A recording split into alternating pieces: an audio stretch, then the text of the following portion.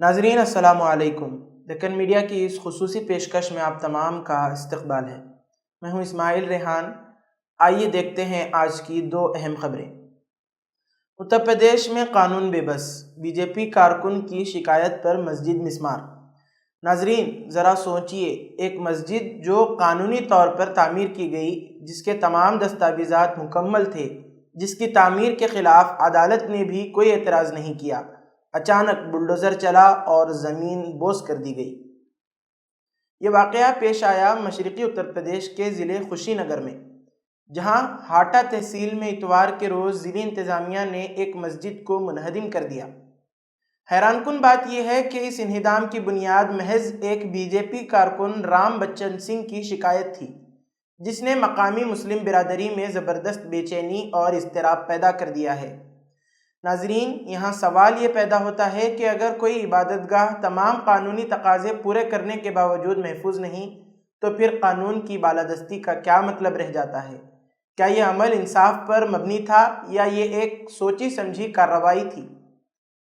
یہ کہانی صرف ایک عمارت کے گرنے کی نہیں، بلکہ انصاف کے گرتے معیار کی بھی ہے۔ یہ کہانی صرف خوشی نگر کی نہیں، بلکہ ایک ایسے ہندوستان کی ہے جہاں ایک خاص طبقے کے مذہبی مقامات کو مسلسل نشانہ بنایا جا رہا ہے۔ کیا یہ محض اتفاق ہے کہ مسجد کو اتوار کے دن گرایا گیا، یا پھر یہ ایک سوچی سمجھی چال تھی تاکہ عدالتوں کے بند ہونے کی وجہ سے کوئی فوری قانونی کارروائی نہ ہو سکے؟ اگر سب کچھ قانون کے مطابق تھا تو پھر یہ کارروائی چھپ کر یا اچانک اور بغیر نوٹس کے کیوں کی گئی؟ یہاں سوال صرف یہ نہیں کہ مسجد کو کیوں گرایا گیا، بلکہ یہ بھی ہے کہ رام بچن سنگھ، جو پہلے ہندو یووا واہنی کا رکن تھا اور اب بی جے پی کارکن ہے، اس کو یہ اختیار کیسے ملا کہ وہ کسی عبادت گاہ کی تعمیر پر اعتراض کرے؟ کیا کسی بھی عام شہری کی شکایت پر عبادت گاہیں گرائی جا سکتی ہیں؟ اگر ایسا ہوتا تو کتنے مندر، گرجا گھر اور گرودوارے گرائے جا چکے ہوتے۔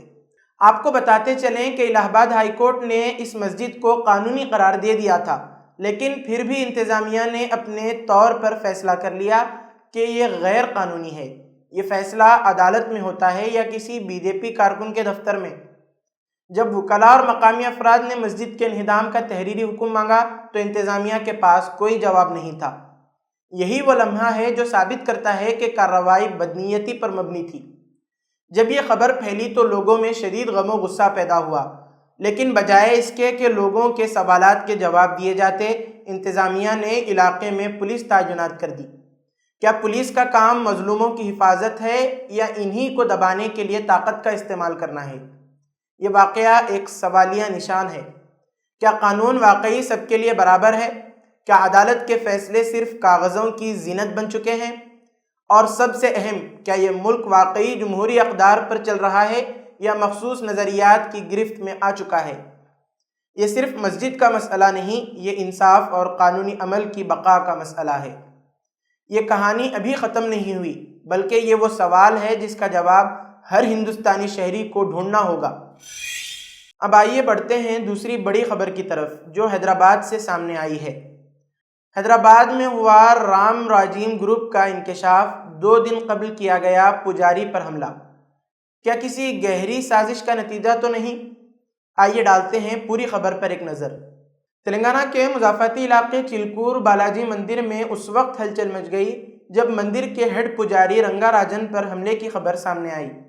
اس حملے کے تانے بانے ایک شدت پسند گروہ رام راجیم آرمی سے جڑے ہوئے ہیں، جس کے نتیجے میں پولیس نے کارروائی کرتے ہوئے 6 افراد کو گرفتار کر لیا، جن میں 2 خواتین بھی شامل ہیں۔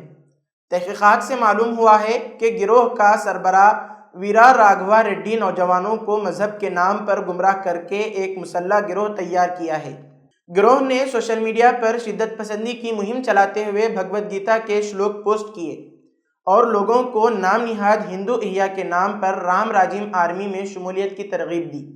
یہ بھی انکشاف ہوا ہے کہ اس گروہ نے بھرتی ہونے والے نوجوانوں کو 20,000 روپے ماہانہ دینے کا اعلان کیا ہے۔ گروہ نے 1 ستمبر 2024 سے 31 دسمبر 2024 کے درمیان بھرتیوں کے منصوبے بنائے تھے۔ تحقیقات سے پتہ چلا ہے کہ 24 جنوری 2025 کو 25 افراد نے ملزم سے ملاقات کی اور چند روز بعد کوٹاپا کونڈا روانہ ہوئے، جہاں فی کس 2000 روپے دے کر ایک درزی سے وردیاں تیار کروائیں۔ 6 فروری کو یہ گروہ حیدرآباد کے یپرال میں جمع ہوا، جہاں تنظیم کا بینر تھامے ویڈیوز اور تصاویر بنائی گئیں۔ اگلے دن 7 فروری کو پیش آئے واقعے میں 3 گاڑیوں پر چلکور پہنچ کر پجاری رنگا راجن پر حملہ کر دیا۔ یہ حملہ ایک بڑی سازش کا حصہ تھا یا صرف چند شدت پسند عناصر کی کارروائی؟ یہ سوالات ابھی تحقیق طلب ہیں۔ واقعے کے بعد تلنگانہ کے وزیر اعلیٰ اے ریونت ریڈی نے پجاری رنگا راجن سے فون پر بات کی اور انہیں حفاظت کا یقین دلایا۔ انہوں نے پولیس کو ہدایت دی کہ تمام ملزمان کے خلاف سخت کارروائی کی جائے اور کہا کہ ریاست میں کسی بھی شدت پسند گروہ کو پنپنے نہیں دیا جائے گا، قانون ہاتھ میں لینے والوں کو بخشا نہیں جائے گا۔ بہرحال جنوبی ہند میں شدت پسندی کی سیاست ایک بڑا سوالیہ نشان ہے۔ یہ واقعہ محض ایک جرم نہیں بلکہ اس کا سیاسی زاویہ بھی ہو سکتا ہے۔ لہٰذا یہ نکات اہم ہیں کہ تلنگانہ اور جنوبی ہند میں کانگریس کی مضبوط حکومت قائم ہے، جسے کمزور کرنے کے لیے اس طرح کے واقعات رونما ہو سکتے ہیں۔ مذہب کے نام پر شدت پسندی کو ہوا دے کر ریاست میں عدم استحکام پیدا کیا جا سکتا ہے۔ غور طلب ہے کہ جنوبی ہند میں ہندو شدت پسندی کو کیوں بڑھاوا دیا جا رہا ہے؟ کیا کسی خاص نظریاتی گروہ کے ذریعے ریاستی حکومت کو دباؤ میں لانے کی کوشش ہو رہی ہے؟ شدت پسندی کے نام پر نوجوانوں کو بھٹکانے والی طاقتیں کون ہیں؟ ریاستی حکومت اور مرکزی ایجنسیاں ان خطرات کے تدارک کے لیے کیا کر رہی ہیں؟ یہ سوالات تو اپنی جگہ موجود رہیں گے، لیکن عوام کو چوکنا رہنا ہوگا کہ کوئی بھی تنظیم مذہب کے نام پر شدت پسندی کی تبلیغ کرے تو فوراً رپورٹ کریں۔ ایسے عناصر کو قانون کے کٹہرے میں لانا ہوگا تاکہ شدت پسندی کو پھیلنے سے روکا جا سکے۔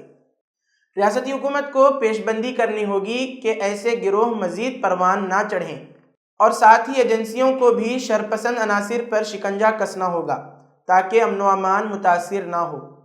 تو ناظرین، یہ تھی آج کی اہم خبریں۔ مزید خبروں کے لیے ہمارے چینل ڈکن میڈیا کو سبسکرائب کریں، ویڈیو کو لائک اور شیئر کریں اور اپنی رائے کمنٹ میں ضرور دیں۔ اللہ حافظ۔